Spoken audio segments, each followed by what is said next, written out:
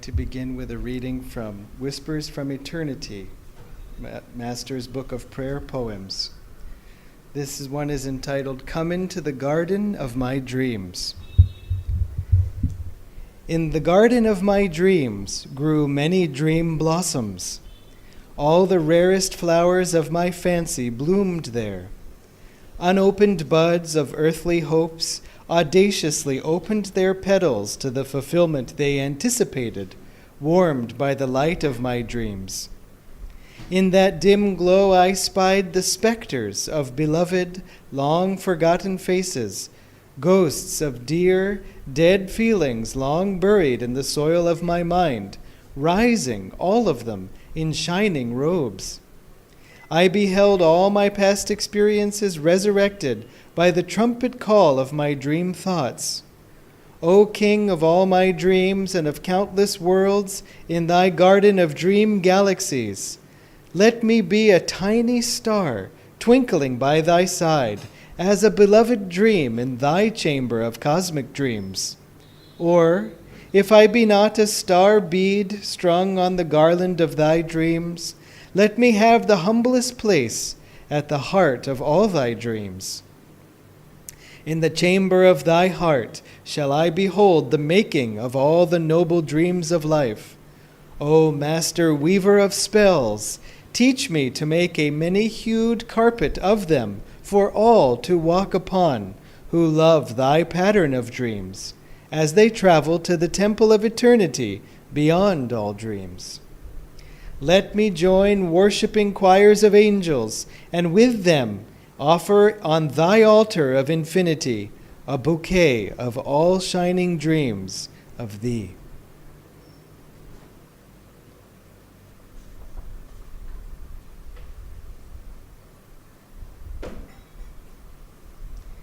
And this is from Rays of the One Light.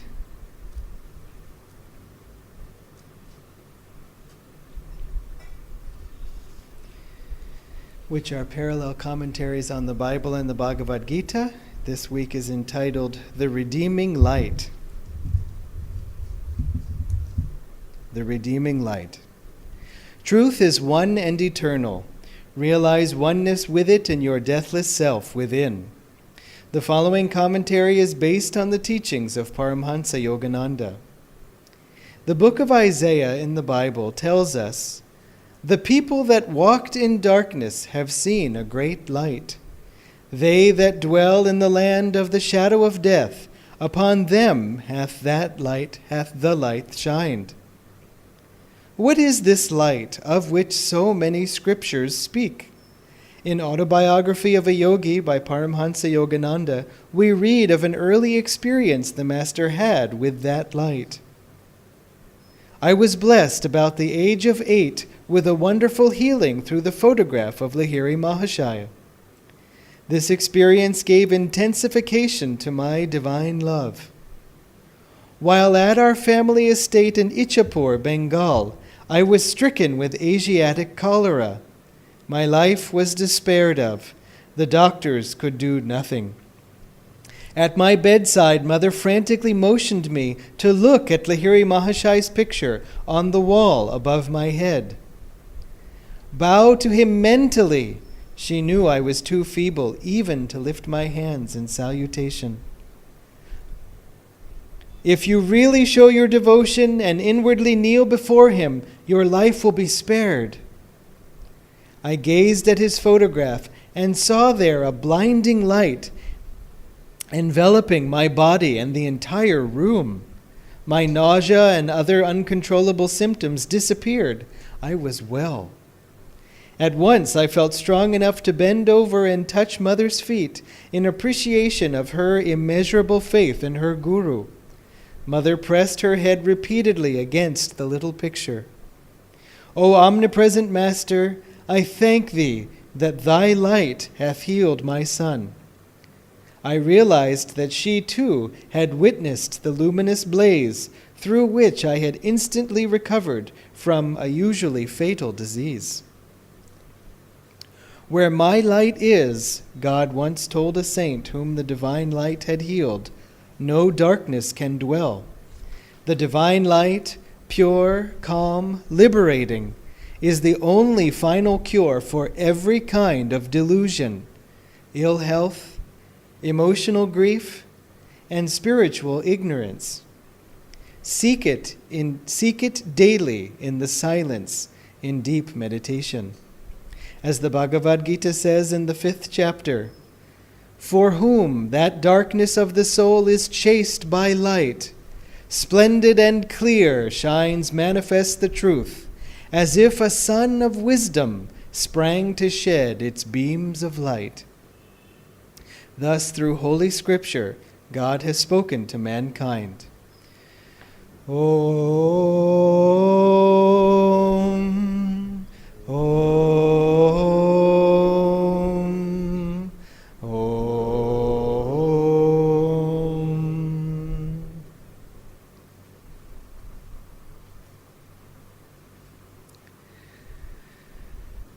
Well, it's a joy to be here and gathered to talk about this wonderful subject of the light. Just a brief introduction. As most of you know, Dharmini and I are recovering from some pretty a heavy pair of colds, and I recovered a little more quickly than she. And or you can say we flipped a coin and I lost, and so not that I wouldn't want to be with all of you as she does, but just it's a little still. Plus the, we had talked about the difficult astrology of this time period. Months ago we had said, watch out, there's going to be difficult astrology. And we haven't been saying it every Sunday because, it's we have other things to talk about. And yet, it's helpful at times like this to say, remember, we had said, not we, but, they, the planets, had said, it's going to be a little bit custom. And so, if you're finding it custom, there's no reason to be surprised or shocked or even disappointed or hurt. Like, custom weather is coming, and then, it comes, and then of course, it was predicted. Again, why even talk about these things? Not to develop superstition, not to feel that we are victims of the planets, not to feel that we are just acted upon and have no choice in the matter. But when it rains, like it rained last night. Of course, generally in Chennai, rain, well, I shouldn't say that. I was going to say is met with celebration, and that was true until last year. But still, if it's raining, we can cry about it or we can delight in it, but it's going to rain. And if we go out, we're going to get wet. And if we bring an umbrella, we can solve the problem of being outside in the weather. But the weather just is. So it's nice to know about the astrological weather because it may have an effect on our lives that we can see. It probably does have an effect. But even if we can't see it, we have some external reason to blame all our troubles on. It's not my fault, it's the planets. You see? It's not that my life is being ruined. It's not that this person is being unfair to me. It's not that I cut my hand on a sharp blade. It's the planet's fault. You see? And in a way, that's nice, because if it helps us to smile and open our hearts, it's good. If it motivates us to misbehave and say, it's not my fault, the planets are shining on you badly, I'm just cooperating with them, then that's not good. But it's good to find a way to just open our hearts to lighten up. And so, speaking of this, it's funny how karma works, because if you can't see, I have cuts on my hand. It's nice. I was expecting to get constant comments about it, but nobody saw it at all. It blends in the camouflage. Makes me wish I hadn't brought it up at all. But somebody might have noticed. And so you just see how karma works. I know that right now in the sky, Mars is going backwards, apparently. He's not going backwards, but he seems to be going backwards. It's called retrograde, and you've all heard of Mercury retrograde probably. Someone was even telling me how on a TV show they were watching that somebody mentioned Mercury in retrograde as the reason why the elevator wasn't working. I felt very pleased to just say, see, if it's on TV, then it has to be true. No, I'm just kidding. But This is not Mercury retrograde, but Mars retrograde. The planet Mars going backwards, which happens rarely. And the Mercury retrograde happens 4 times a year for 3 weeks. Mars retrograde happens rarely, every few years maybe, and it lasts for some time. And Mars, when retrograde on a lower aspect, is kind of cruel and mean. And so on a higher level, because remember, there's always multiple levels to take these things, it can mean sort of internalized energy. So it's a good time to watch out for your health, that you're not sort of troubling that way, but it's a good time to focus also. And anything going backwards is about cleaning up the past. And so it may be a time for finishing up old projects or resuming something that never got completed, or for dealing with an issue with somebody that sort of was nicely, safely buried under the carpet but has finally come out, or whatever. You may find things coming back to you from your past that you thought were done or whatever. This is, again, to clean up. Why? It's not because the tax collectors have come and said you thought you could get away, but you didn't get away. It's not that. It's that we simply have to clear the deck for the new growth. We have energy that's been committed to the past, even if we don't realize it. It is. And when we resolve that energy, it returns to us for future growth. Just like when there's a fire in a forest, it burns out all the dead wood and brush that chokes the young trees that can't otherwise grow. Some seeds of certain trees won't even open unless subjected to the high heat that only happens during a forest fire. So, not that we should, wish for the fire to blaze through our lives, but if it is, just say it's clearing the deck for the new growth. And that's a necessary part of life. When you have, some guests over, you have a new party, don't you clean the house and kind of make it nice? And it's the same way. We're just cleaning up the house to make it fresh for a new start. A friend of mine sometimes would say when we would visit him, I won't name him, but he said when we would come to visit he and his wife at their home, he would say, "Thank you for making us clean our house." And so it's very fun, because no one would admit it, but I think we can relate to that a little bit. And so when they leave, you go, why don't we always live this way? Another friend of ours, Nayaswami Devarshi, who you know, also his wife, Nayaswami Maria, who has since left the body. If you've seen Finding Happiness, she's pictured in the movie holding a little bird when the credits are rolling up. She was as real to us, and because none of you met her or have maybe even seen her. There are some videos of her, but she's as real to us as each one of you. Just in terms of, like, she was such a friend and such a. I'm starting to smile because she was a very powerful person also, and she had a sister. They were both from Russia. Her sister worked in Ananda Sacramento for a time, and she would, they spoke perfectly good English, but she would answer the phone, "Ananda Sangha, what do you want?" And it took a little while for Anantaji to kind of try to help her say, even though the word is perfectly right, it has a sort of a different connotation. Maybe you could say, "How are you?" or "How can I help you?" and so on. So anyway, it's very sweet to think of them. But Maria, she would say to Devarshi, so he said that every weekend, whether it was Saturday, I'm not sure, it's time to clean the Guru's ashram. And that's how they would go about their chores and housework, because, one isn't always enthusiastic to tidy up the house and clean it up and so on.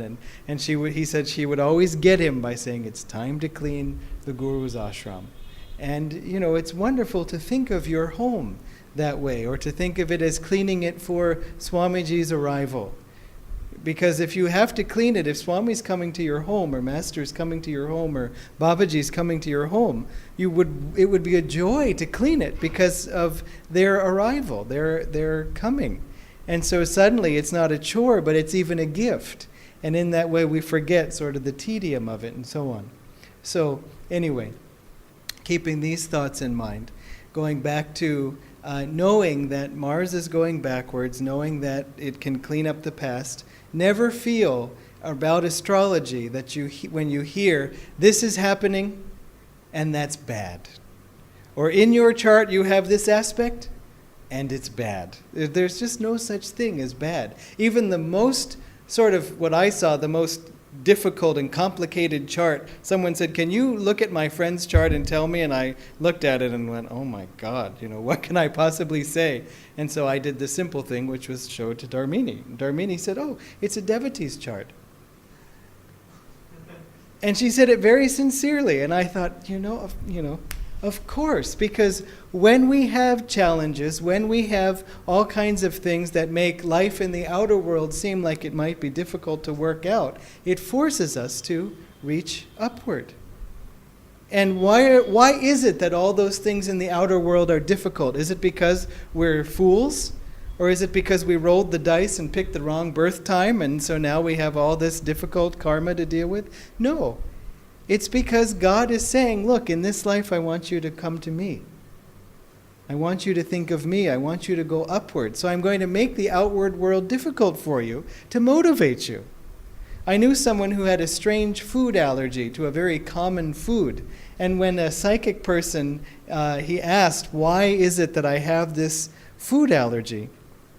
They said, and who knows if any of it's true, but it sounds true, is that they said, you're a yogi from the past, and you've spent so many lives in caves, and there's a part of you that is just unwilling to commit fully to being back in the world. It's just, I've worked so hard to get above the world and not be engrossed by Maya that I just can't let myself go back in this kind of incarnation, in this worldly way. And so your soul sort of encouraged you to have this allergy to this very common food like rice, for example, so that you will always have to live a little separate. You won't be able to live like everybody else. You have to be careful about your food. And it will always keep you sort of awake and realize that the world is not your home. Because this very common rice, for example, that everybody eats, you can't eat, and so it makes you be more present. Does that make sense, what I'm saying? It's a little weird, but still, it's a nice principle, because whatever we do, whether it's eating rice or not eating rice, it's good to try to keep ourselves a little bit apart. And think about how many lives have we walked this same earth and done these same things and been all excited about getting this child married or getting that land bought or sold or whatever. How many pieces of land have we bought and sold in our lifetimes? And this is just one planet, but that's a different topic. And so there was a poem that Master quoted, I think of Emerson, where he said, I can't remember the poem exactly, but essentially that there was a river flowing, by a hill, and a man came along and said, "This is all mine," and then he went away, meaning he died. And then another one came and said, "This is the air that sings my praise, and this is mine," and then he died. And I mean, not immediately, but eventually. And then a third one came along and said, "This is all mine." And then the poem goes on to say, and there is the hill and there is the river, and where are those three people? They've all fled like foam on the river. That these things just go on, and we just play out these chapters. So, in this very long, circuitous way, to complete my introduction, the problem with Mars, when you have a Mars transit backwards, forwards, whatever, there is danger of Mars burning, hot type things. You can burn yourself physically, you can have fever, you can have rashes. Again, all things too much heat in the body, just to be careful of. And I know all this, not like, again, to be superstitious of it, but I'm aware of these things. And watch out for cutting yourself. Again, just see how karma works. I know. Be careful. And so, what happens when I'm cleaning our vegetable slicer, when we're using our vegetable slicer yesterday? I know. Be careful with the vegetable slicer. It's very sharp. Remember, this is a Mars transit. And so you could be inclined to cut yourself if you're not awake enough to avoid the karma. I'm far too clever for that. And so What does that mean? That means when using the vegetable slicer, be very careful. When cleaning the vegetable slicer, especially, be very careful. And even while cleaning it, I suddenly, into my mind came the thought, my mother has this same exact slicer. And she told me, I am frightened of that thing. I bought it. I don't think I've ever used it because it's just too sharp. It's just too scary. So what is that? That is a message from Mother. Divine Mother, earthly Mother, but Mother. And so what do I do when given this wisdom? I think, my poor mom, she's so afraid of these little slicing things. I know how to use the machine. So you see, even when you get intuitions that come in, be cautious in how easily we reject them. That's ridiculous. I've already made up my mind. Or, no need to live in fear. So I washed it very carefully because I know it's very sharp. It's fine. And so once it's dry and all put away, I try to put it in the box. But I hadn't put it in lock safety mode, which basically puts the blades to bed. And so instead, the blades were sticking out. Barely, but enough. And so when I turned it around suddenly, and I thought, wow, I cut myself in 3 places in 1 second, and they're all like in different, how did I do, but then there was a lot of blood, and so anyway, there you go. So I had the karma, I knew that it was a risk, I got the intuition, and still it happened. Maybe, you can't really cut a finger off with one of those things unless you really try. And so I don't think that was a danger. But the point is that, Master would say the same thing of when Dayamata was ill and she went to the hospital and he came back and said, see how karma works. She was almost gone. In fact, she was gone, he said, when I went there. He said she arrived at the hospital in plenty of time, but because the karma was there for her to die, the doctors misdiagnosed what it was that was wrong with her. And by the time they discovered it was too late. In other words, we can plan it all out carefully, but it's still, if the karma is going to be that way, it's going to be that way, except then what happened? She had the karma to die. So did she die? Yes. But then what happened? The guru reached in and he said, please come back. And she said, I don't want to come back. And he said, will you come back and help me? And she said, yes. And so she came back. So you see, the guru can change your karma. The guru can protect you from karma. What's more inspiring than that and educational than the story of Babaji, whose disciple went to, so the story goes, went to Shankaracharya for a reading about his life, and Shankaracharya, looking at his horoscope, said, I'm sorry, but you're going to die in 3 days. And the disciple was horrified and went back to Babaji and told Babaji, Shankaracharya says, I'm going to die in 3 days. And Babaji said, you'll be fine. You go back and tell him you'll be fine. And so the disciple came back to Shankaracharya and said, my guru says I'll be fine. And so Shankaracharya said, I'm sorry, but I don't see any way that this karma can be avoided or even mitigated. Suppose, but if it is, then I would like to know about it. And so, the disciple went back, and on the ordained day, there was a terrible storm, all kinds of lightning and so on. And Babaji instructed his disciple, lay flat, and he laid himself on top of the disciple. How beautiful that what the guru does for us. And lightning struck all around them, but the disciple lived. And so he went back on the 4th day to Shankaracharya and said, Vanakkam. And so the story goes again. Shankaracharya came, said, I have to meet this guru of yours who can cheat fate like this, and came to Babaji, and as Master said, and then learned from him. And so remember that that's what the guru is doing for us constantly. Now, how does this relate to our topic today of the redeeming light? We know that, at least intellectually, theoretically, we know that we are made of the light. That's actually a very big step, because we could instead think we are made of darkness. Sometimes we know we're made of light, but we actually act as if we believe that we're made of darkness. And by that I don't mean we do wrong things. Of course we do wrong things. We're not free yet. That's why we're here. That's what we're here to do, to become is free. That's what we're here to learn. So if we were never going to make a mistake, well, then we wouldn't be here. And if we're here, it's not because we're deeply flawed, it's because we're in the right place.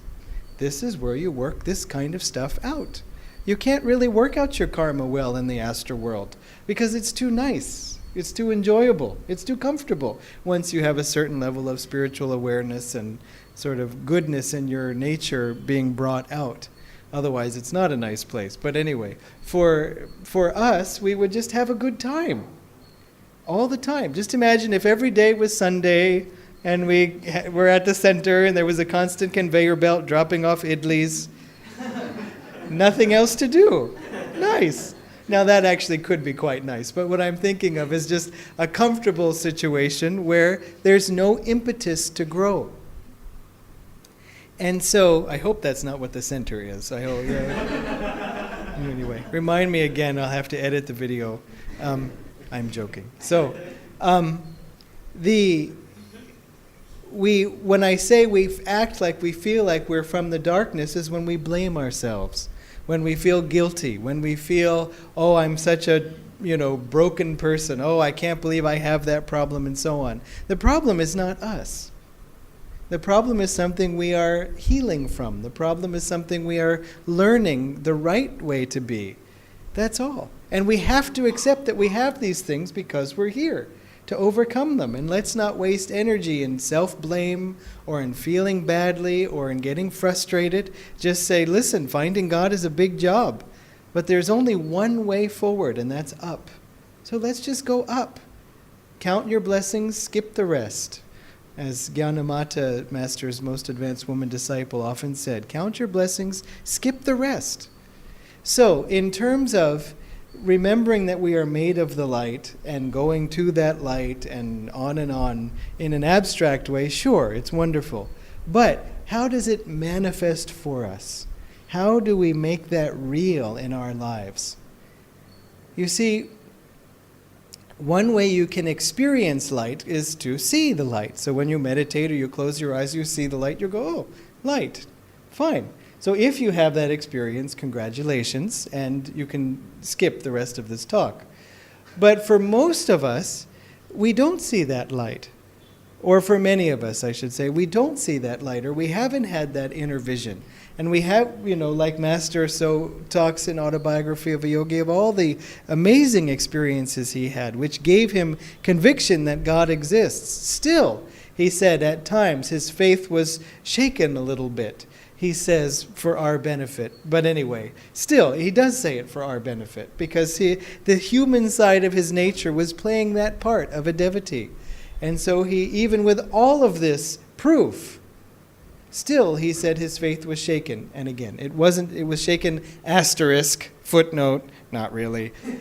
But I mention this, unfortunately, you're going to have to just bear with me. This is a little bit of a strolling talk today where we're going over here and so on, because it's coming into my mind that we can sometimes also misunderstand that if only I could see the spiritual eye, then I would know that all of this stuff is real, and I would never doubt again.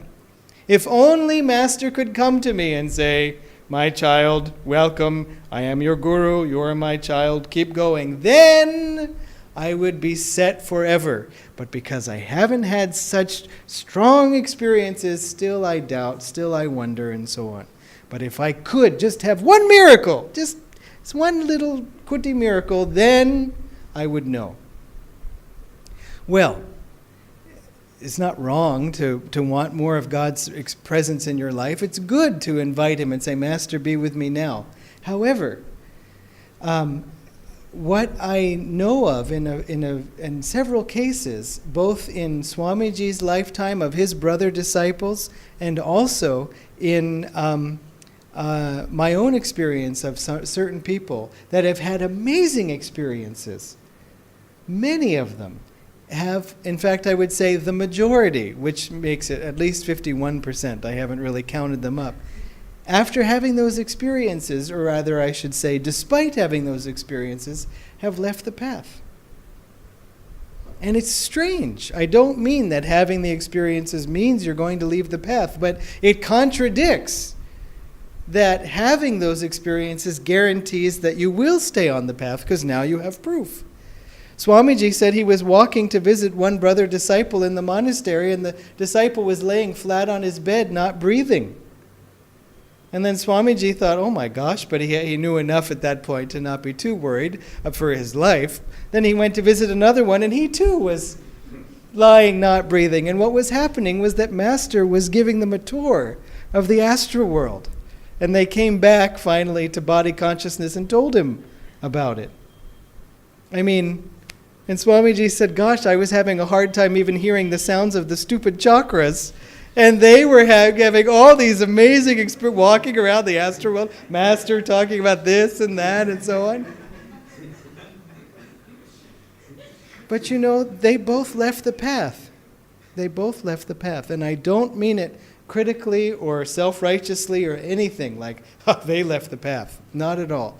But the fact is they did. So those experiences were not enough to keep their feet securely with their guru on the path.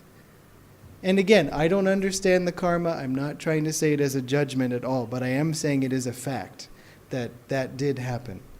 And so Swamiji began to even wonder about why is it that a few people he knew had big experiences and also left the path. He began to wonder if maybe the superconscious mind, in an effort to try to keep us on the path, gives us extra awareness, extra experiences, trying to say, hang in there, because we're in danger of leaving the path.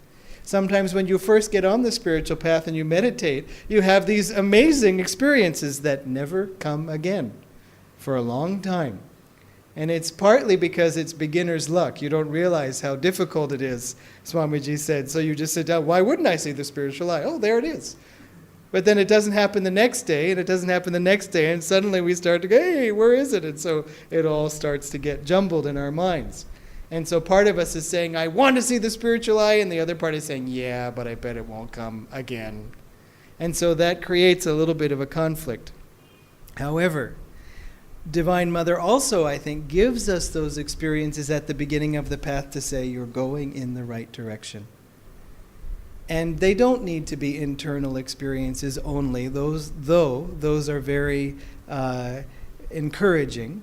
They can also be external experiences. It's very good, Master said, for a married couple to think back often to their courtship days. He said it's a nice way to keep the relationship fresh and so on. But it's also nice, I would say, and it's also nice to think back to when Master was courting you. Think back to the early days of your relationship with him, how you first found Autobiography of a Yogi, how you first connected with Ananda Sangha in this case, how the first people that you met, all of those early experiences, it's good to keep them alive in memory and keep that sort of honeymoon period going. The nice thing about the spiritual path is it does get easier. A friend of mine even asked, a fellow seeker, when I was new, asked one of the acharyas of the community we were living in, does it ever get easier? And I thought to myself, well, how would I answer that? And I mean, with my vast experience of 2 years. And I thought that, I might say, no, it doesn't get easier, because as we get stronger, so the tests get stronger. Because just like when you finally reach 8th standard, it isn't that someone's saying to you, quickly, 1, 2, 3. It's like, that's not the kind of challenge you need right now to grow. We need some bigger things. Let's do like arc cosine of something or something like that. That's kind of the level that we're at now. That's hard. So I in my mind, I was thinking that, and the Acharya said, of course it gets easier. She said, because you start to have lived through many experiences, many challenges, many tests, and you build up that faith, because you see, this much I have passed through successfully with my Guru's help, and up until now, and I will make it through this too. Unless he's suddenly quitting on me, which he isn't, and if I'm not going to quit on him, then I will likely survive this also. And plus we learn much more rapidly on the spiritual path than we do otherwise. Not just because we're trying to pay attention, but also because we're meditating. Because we are trying to bring not only that light within us, raise that light, and also to live more in that light, but also we're burning away those things that are obscuring the light within us, which is to say our karma, and which is also to say, even more truthfully, our ego. And so every time you meditate, Master said, the ego loosens its grip on you. And every time you meditate, some karma is burned away. Every time you meditate. And obviously, not obviously, but especially with Kriya, that karma is greatly reduced. The trouble is we have a ton of it, and then that's just for starters. So we can get rid of half a ton and be glad, but there's a lot of other tons. However, you don't really have to get rid of all karma to be free. That's not our first step spiritually on to graduate the spiritual path. The first step is to get rid of that which creates new karma, which is the ego.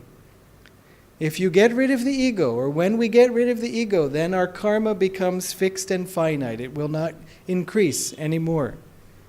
And so, in order to become a saint, in order to become on our way to becoming liberated, the first step is Jivan Mukti, or to become a Jivan Mukta, which is to overcome the ego.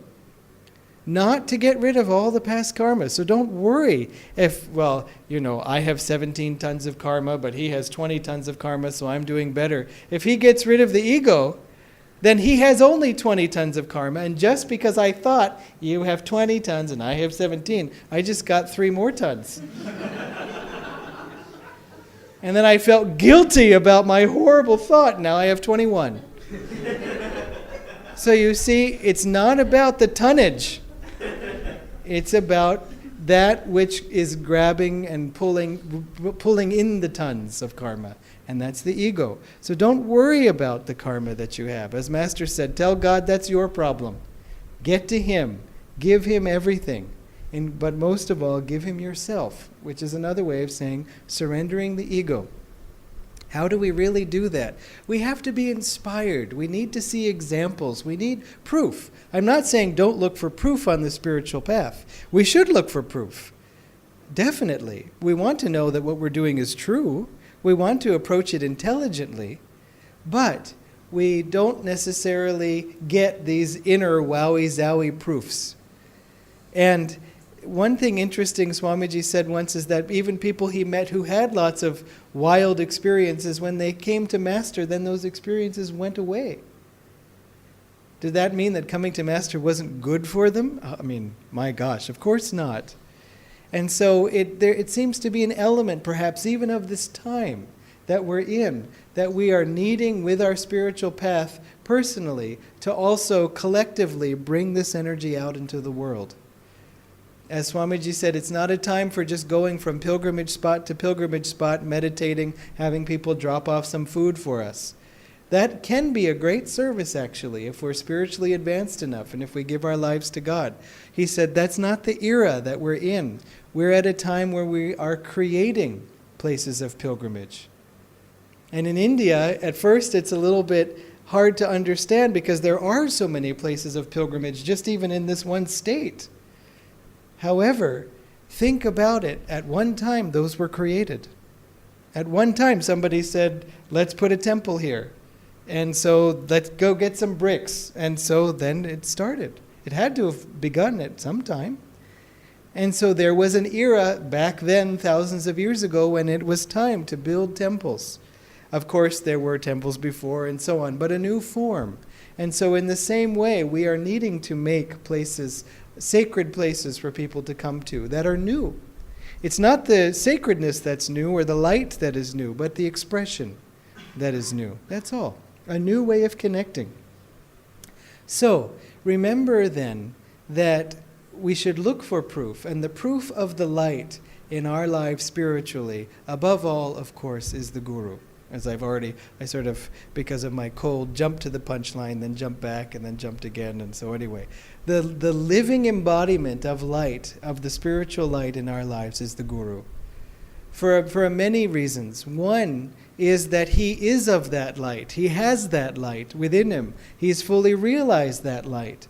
And so he can present that to us. He can represent that to us. And most of all, as a guru, he can transmit that to us if we're open. Remember, the light shines on all the windows of a building, but it's only when the curtains of a particular window are opened that the light enters the building. And so the Guru is shining his light all the time on you could say, on the windows of our mind, the windows of our soul. But we have to make the effort to open those curtains to let him in, because he won't impose. And sometimes we wish that he would knock us on the head to wake us up. But he won't. We need to develop that strength. We need to show that willingness. But that's all we have to do. We don't have to figure out how to create the light. We don't have to say, if I were going to make a sun, let's see, I'd need some kind of hydrogen fission process. And how would I collide the atoms? My God. We don't have to do anything like that. Sun is there for us already. We have to open the curtains. We have to open our hearts. So when we find that the heart is closed, find a way to open it. One way is to connect to the Guru in any way, through prayer, through affirmation, through YouTube. Any of these spiritual practices can be very helpful for just, it's like reach for the music. Just, I don't feel like anything positive at all, but still the hand presses play on Swamiji's music, and then it just starts to bring the light back in. But another way to do it is to say, I have no light today, by the way. This is one of my off days, and so I have no light at all. But let me try to give light. You see, the way sometimes to reconnect to the light is to just try to give light to somebody else, just to smile at someone. As Master said, when you see a sad face, shoot it with the buckshot of your smiles. Such a beautiful, it is a beautiful image, but it's a lively image is what I mean. Enthusiastic. Master was not ever just low energy, namby-pamby and so on. And so give light. And you can see, even if we're wrapped up in ourselves, that, there's somebody else. And even automatically we might smile and just sort of out of habit, and then have somebody respond, and then it wakes us up. And if you do that habitually, I don't mean out of subconscious habit, automatically smiling at people, but I mean if you, not habitually, but constantly and repeatedly put energy out in that way, then that energy will necessarily return to you. Not always through the person that you would want it to return to you through. In other words, I'm so nice to you, why aren't you nice to me? Well, that may be God's special plan for us. But it will come to you in some other way. We sometimes laugh when we're going through a hard time that, if there's been a lot of sort of energy not coming back through certain people, it's like, well, it will come back through someone. And as Jesus said when he was marching into Jerusalem and all of the disciples were cheering, and that's when they were saying Hosanna, that song we sing at Palm Sunday, sing out Hosanna to the Son of David, sing out Hosanna in the name of God. And so they were saying this, and the priests told Jesus, rebuke your disciples, basically tell them, hush, silent, be silent. Master and Jesus said, if you were to silence these, the very stones would cry out. And you see, it's such a beautiful image. It is in the life of Dhyaneshwar, as he's known in where he was in Marathi, in Pune, Maharashtra, that he was saying a sloka from the Vedas, and because his his parents had, killed themselves and he was an outcast and all this stuff. The Brahmin who he was with covered his mouth. How dare you say the Vedas? And so in the middle of the sloka, the Brahmin covered his mouth, and then the cow next to him finished the sloka. The very cows will cry out. You see? And so this is just how it is. So no matter, if you put that energy out, it will return to you. Maybe from an unexpected quarter, but it will return. So if you're in the middle of a hotbed of conflict or of underappreciation, just remember that all around you there is that love trying to return to you. So look for where it is. Someone came to the center midweek and just said, "Oh my gosh, I have had the 3 hardest days of my life since coming to Ananda. But walking in here, having the meditation, I'm back to where I am. I'm reset, I'm rejuvenated." And so take advantage of that when you can. But also, I remember, for example, I was having a very difficult time in college. A friend of mine and I were both having independent difficult times, parallel difficult times, not with each other, in other words.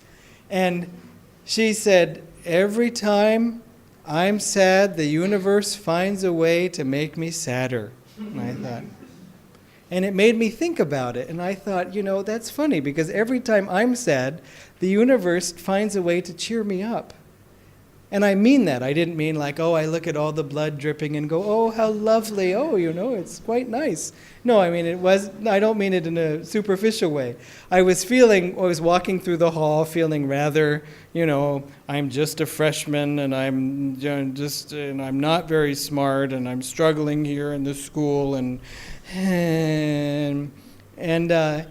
just a mood. That's all it was a mood. Be careful of moods. Remember, Master said, "I suffer when you have moods, because I see then that Satan has a hold of you."